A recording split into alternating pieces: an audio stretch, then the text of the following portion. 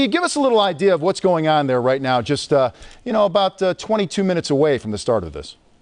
Hi, gentlemen. Yes, I am in Greenwich. I'm just off the gymnasium where this announcement's going to be made.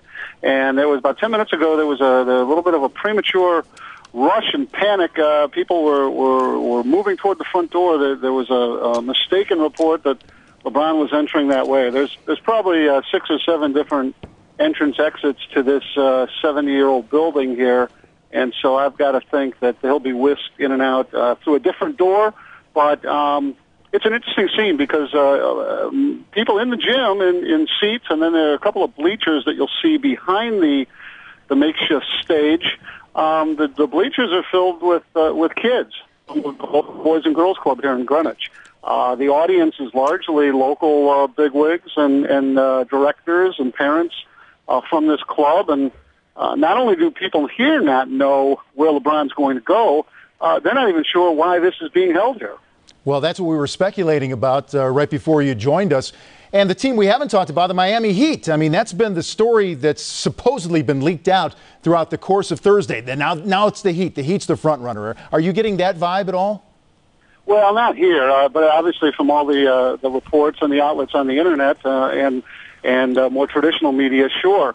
But this whole thing has had a funky life cycle because it started out, well, the Bulls were the front runners, and because of the nucleus, and it turned over and over on itself so many times now that it's almost as if the story about the Heat was broken too soon, which then gave it time now to look. Some are portraying it as a smokescreen that somebody booked some rooms for LeBron down at a South Beach hotel, and that will get people suspenseful to feel that, well, I got to tune in, got to make sure it's true. And yet, well, maybe he will go to the Knicks because this is in Greenwich. Maybe he will go back to Cleveland because it's the only way that this 1-hour extravaganza really has a happy ending. So I think that everything's still in play.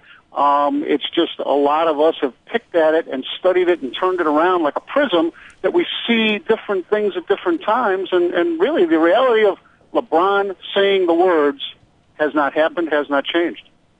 Steve, Lawrence Frank, early in the process seemed like Chicago was the flavor of the week. What happened to the Bulls in the process, and are they still involved? Well, all I can go by is what we read, the fact that they got Carlos Boozer in, not only in, but in at a number that still allows a maximum salary to be slid over on top of his, makes it seem like, well, Chicago's still a player in this. Their star clearly has dimmed. I think a lot of people consider them third or fourth in this pecking order. But, if the Bulls were attractive at the start of this because of Joakim Noah and Derrick Rose, are they less or are they more attractive with Carlos Boozer up front? I think they're more attractive. So if they were ever players, they should still be players. But all the noise, all the scuttlebutt related to Miami, makes it seem that Chicago is very much a long shot now.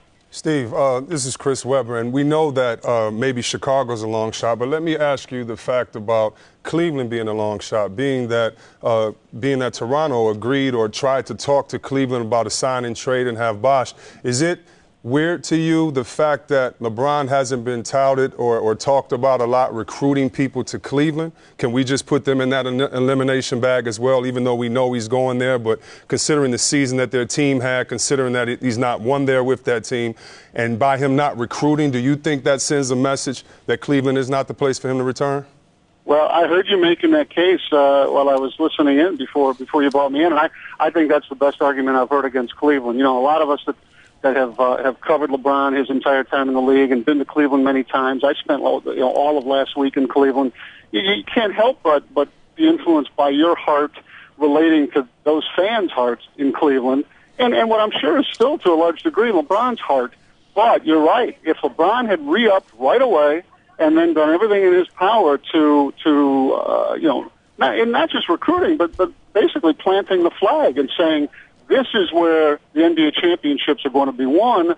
If he doesn't get Chris Bosh there for whatever reason, Chris wants to go play in the sunshine. maybe Carlos Boozer go back to Cleveland. I'm not sure, but somebody, and I think that's the most compelling argument against Cleveland. I'm an emotions kind of guy, and I think that if you're going to schedule this sort of a thing, and you're going to bring kids into the scene, and you're going to get this hour on national or international television, the only happy ending, frankly, is LeBron James saying, "I'm going back to Cleveland." Anything other than that is great for him, great for the team he goes to and its fans, but it leaves a very sort of hollow feeling, not just in the folks in Cleveland. It's worse than hollow for them, but it leaves a strange feeling in those of us tuned in, because it's like, well, we just saw Cleveland get slam dunked in a way that town really didn't need.